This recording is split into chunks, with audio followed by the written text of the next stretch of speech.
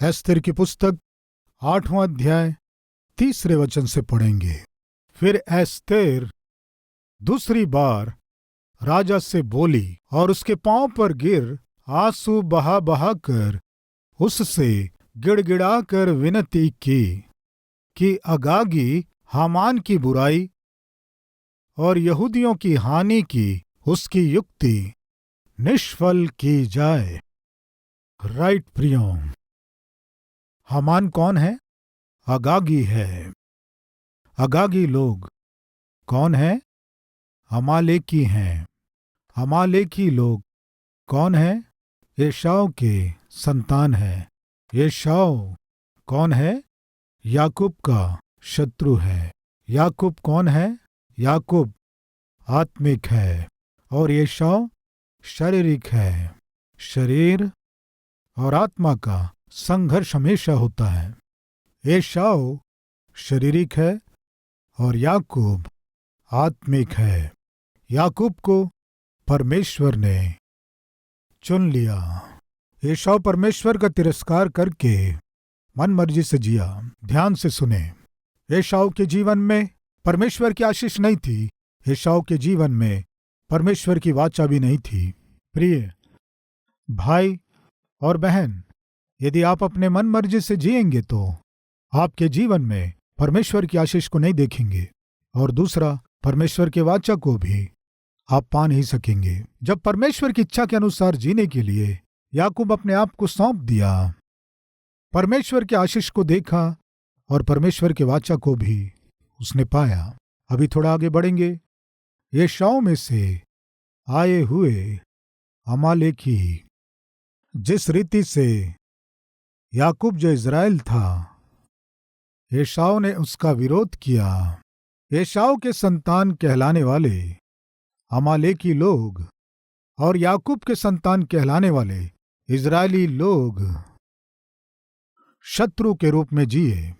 वास्तव में अमालेकी इज़राइलियों से शत्रुता प्रकट नहीं किए, लेकिन अमालेकी इज़राइलियों के ऊपर शत्रुता प्रकट किए।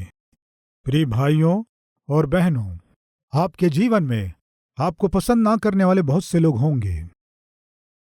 आपसे द्वेष करने वाले भी बहुत से लोग होंगे। आपका विरोध करने वाले भी बहुत से लोग तैयार होंगे। आप पर आरोप लगाने वाले भी बहुत से होंगे। आपके विषय में गलत बात करने वाले भी बहुत से होंगे। ये सहज है। लेकिन आपको द्वेष करने वाले के समान, विरोध करने वाले के समान, सामने वाले के विषय में गलत बात करने वाले के समान, सामने वाले से झगड़ने के समान आपको नहीं रहना है। आपसे झगड़ने वाले रहेंगे, आप पर दोष लगाने वाले, विरोध करने वाले होंगे। ये उनका स्वभाव है, ये उनका व्यवहार है, होने दीजिए। लेकिन आपको द्वेष करने वाले के समान, विरोध करने वाले के समान, आलोचना करने वाले के समान, बातों से सामने वाले को घायल करने वाले के समान आपको बिल्कुल नहीं रहना है। अमालेकी इज़राइलियों से बैर किए, लेकिन इज़राइली लोग अमालेकियों से बैर नहीं किए, द्वेष नहीं किए, शत्रुता नहीं किए, लेकिन अमालेकी शत्रुता किए। अमालेकी लोग इज़राइलियों की बुराई करना है आशा किए। ये शारीरिक लोगों का स्वभाव है, ये आत्मिक लोगों का स्वभाव है। आप आत्मिक हैं क्या? शत्रुता मत करना। आत्मिक हैं क्या? द्वेष मत करना। आत्मिक है क्या? विरोध मत करना। आत्मिक है क्या? आलोचना मत करना। आत्मिक है क्या? गुस्से और क्रोध को मत दिखाना। अमालेकी लोग इज़राइलियों को बहुत तंग किए। वे मुख्य रूप से प्रतिज्ञा के देश में जब वे जा रहे थे, रास्ते में छिपकर अचानक हमला करके जो निर्बल थी उन स्त्रियों को, छोटे बच्चों को पीछे से आकर उन पर हमला करके उन्हें मारते थे। इज़राइली लोग प्रतिज्ञा के देश में यात्रा करके जब जा रहे थे, ये लोग रास्ते में छिपकर अचानक पीछे से आकर उनमें जो निर्बल थे उन्हें मार देते थे, उन्हें लूट लेते थे। ये अमालेकी लोग कब आकर हमला करेंगे, पता नहीं कब आकर हमें मारेंगे, कब आकर लूटेंगे, ये सोचकर बहुत ही थरथराते हुए जीते थे ये इज़राइली लोग और यात्रा करते थे। इसलिए परमेश्वर ने कहा, जब तक ये अमालेकी जीवित रहेंगे तुम्हें शांति नहीं मिलेगी। इसलिए अमालेकियों को मार दो। जब तक अमालेकी रहेंगे तुम शांति से नहीं जी सकते, इसलिए शत्रुओं का नामो निशान ना रहे, पूरी रीति से उन्हें नाश करो। इस तरह परमेश्वर मूसा से कहा, और इसी तरह अमालेकियों को पूरी रीति से नाश करने की प्रक्रिया में यहोशू भी फेल हो गया। उसके बाद उसी काम को परमेश्वर शाऊल को सौंपा। शमूएल को भेजकर शाऊल से इस बात को कहलवाया। क्या है वो? शाऊल, अमालेकी लोग मेरे प्रजा को दुख दे रहे हैं, परेशान कर रहे हैं, सता रहे हैं, शांति को दूर कर रहे हैं। जब तक वे रहेंगे तुम शांति से नहीं जी सकते, इसलिए संपूर्ण रूप से नाश कर दो। इस तरह परमेश्वर शमूएल के द्वारा प्रकट किया। तब शाऊल ने कहा, ठीक है प्रभु, अमालेकियों को मैं नाश कर दूंगा, उन्हें पूरी रीति से मिटा दूंगा। ये कहकर अमालेकियों पर हमला करने गया। अमालेकियों के ऊपर शाऊल हमला करके उन्हें मारने की प्रक्रिया में पता नहीं उसे क्या लगा, कुछ लोगों को मारा, कुछ लोगों को नहीं मारा।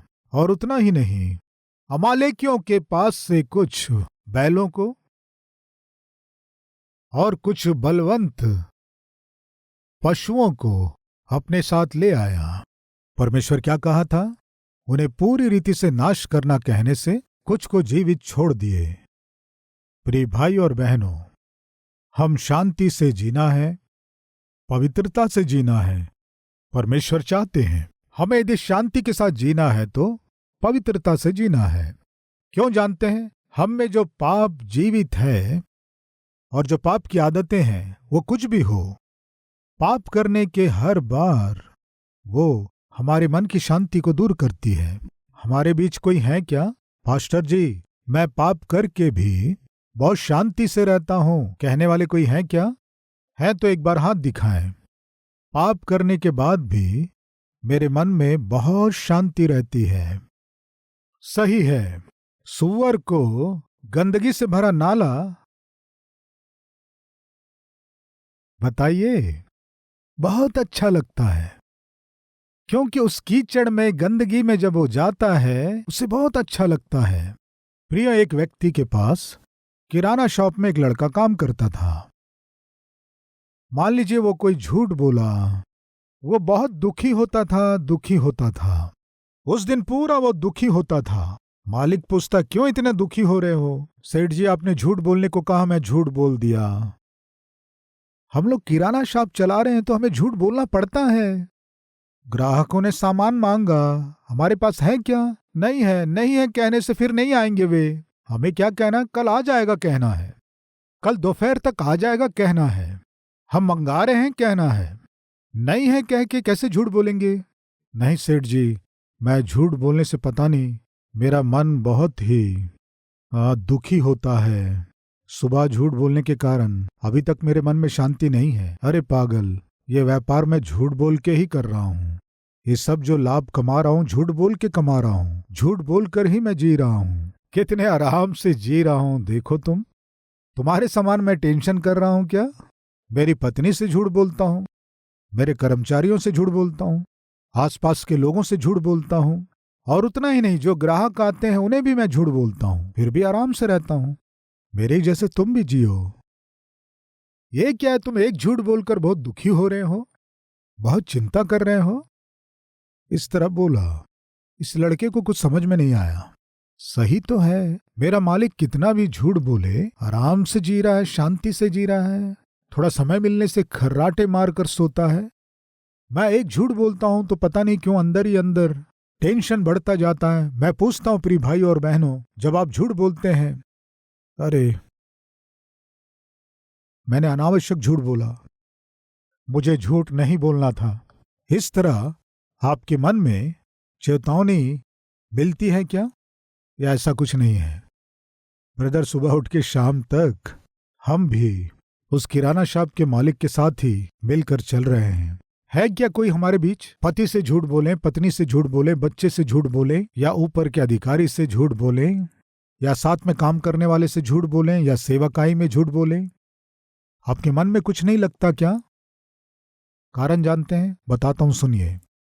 वो लड़का एक झूठ बोलकर बहुत दुखी हो रहा था, और वो मालिक सुबह से शाम तक बहुत से झूठ बोलता है और शांति से जीता है। क्या अंतर है? तब अचानक उसका बल्ब जलने लगा। क्या हुआ? बल्ब जल उठा। मालिक, मुझे समझ में आ गया। क्या समझ में आया? आप कितना भी झूठ बोले, आपको कोई दुख नहीं है। हाँ, कोई दुख नहीं है। वही मैं एक झूठ बोलता हूं तो मेरा पूरा मन वेदना से भर जाता है। इसलिए मैं कह रहा हूं, मेरे समान तुम जियो। समझ में आ गया सेठ जी, कारण क्या है? क्या समझ में आया बताओ? मरी हुई लाश के ऊपर आप एक बोरा चावल रख देंगे तो उस लाश को कोई दर्द होगा क्या? बताइए। उस लाश के पैर पर पैर रखकर आप जोर से दबाए समझो, याऊ कहेगा क्या?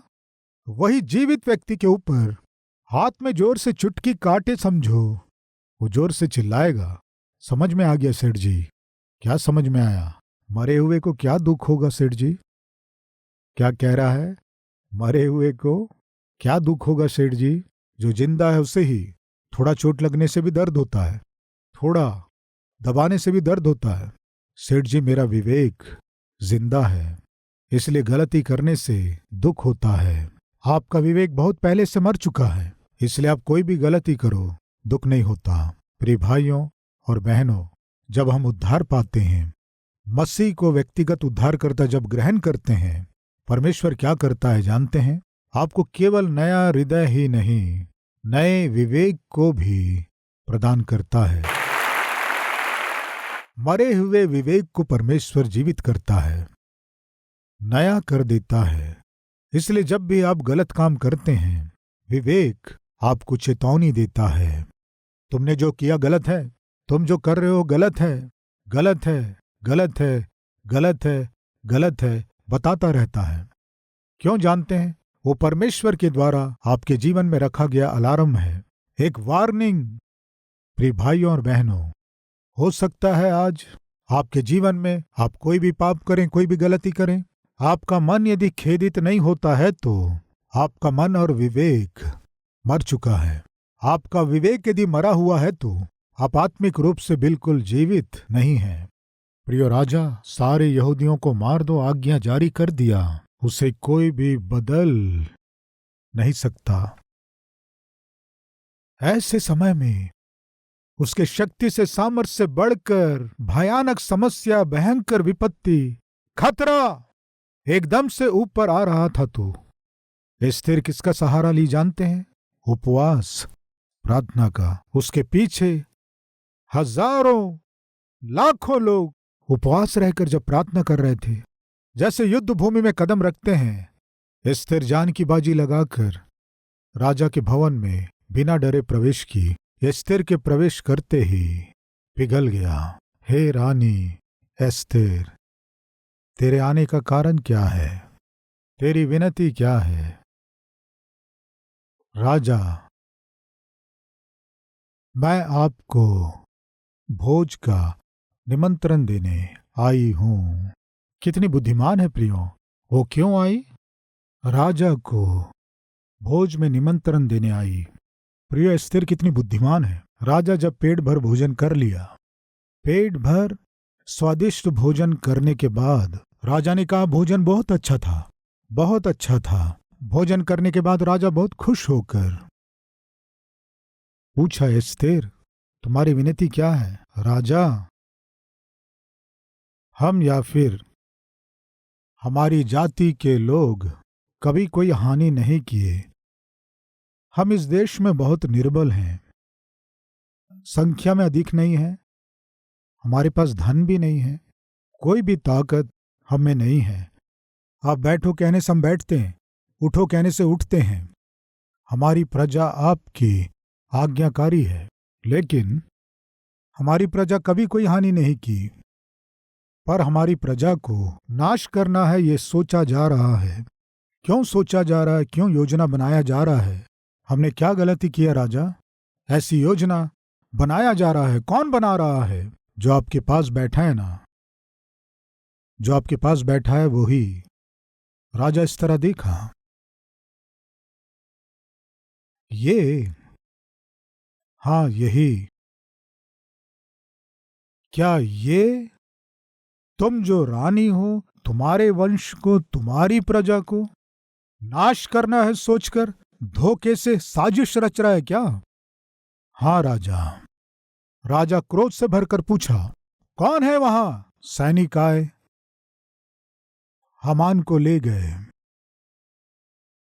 मुर्दकै को मारने के लिए जिस फांसी के खंबे को तैयार किया, उस खंबे में उसे लटका दिए।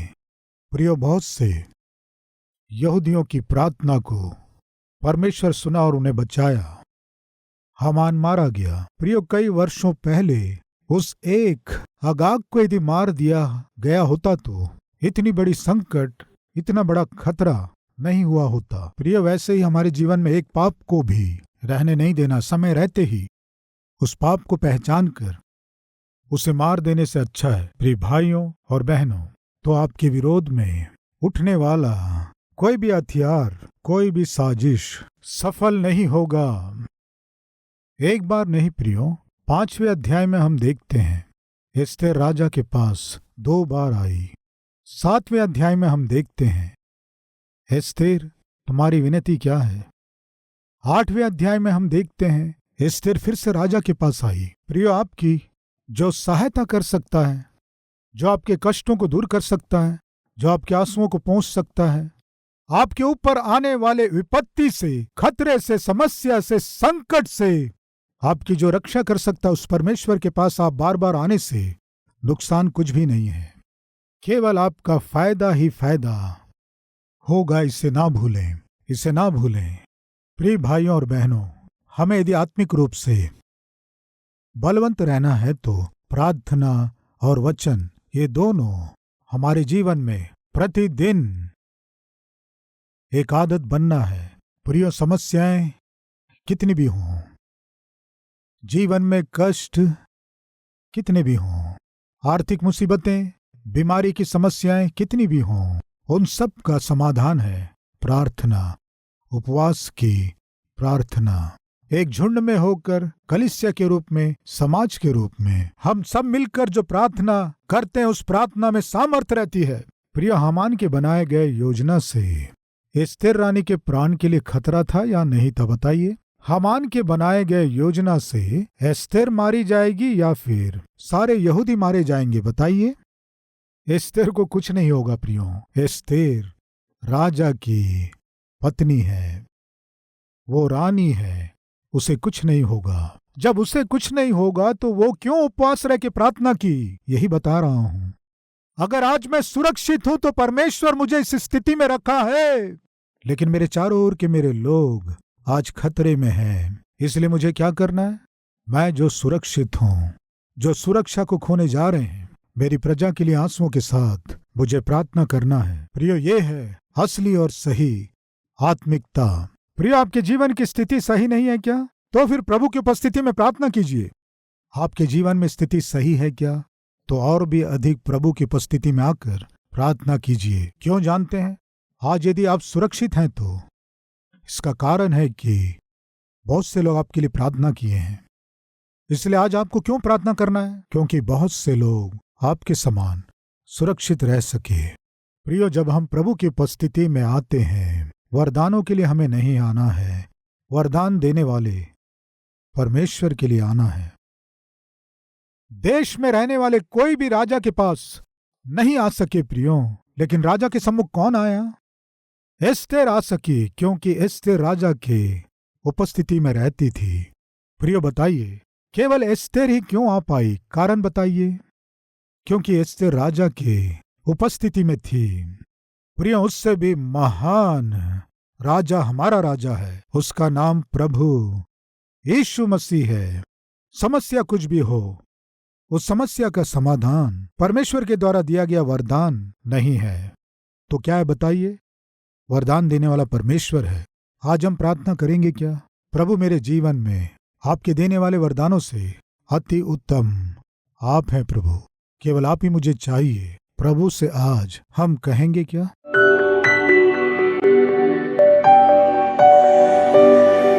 पिता, पिता, पिता, हमें आपकी जरूरत है। पिता, हमें तू ही चाहिए। तू हमारे साथ रहना है, हमारे घरों में रहना है, हमारे साथ चलना है, हमारे साथ बैठना है। पिता, हमारे साथ निवास करना है। पिता, आप हमें चाहिए। यीशु, आप हमें चाहिए। आप हमें चाहिए। आप हमें चाहिए। आप ही हमें चाहिए।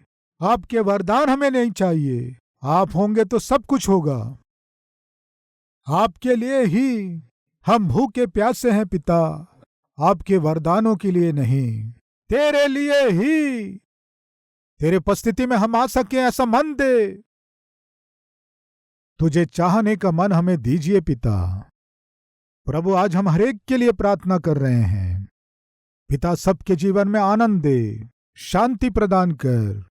पिता, परिवार में एकता प्रदान कर पिता, समृद्धि प्रदान कर पिता।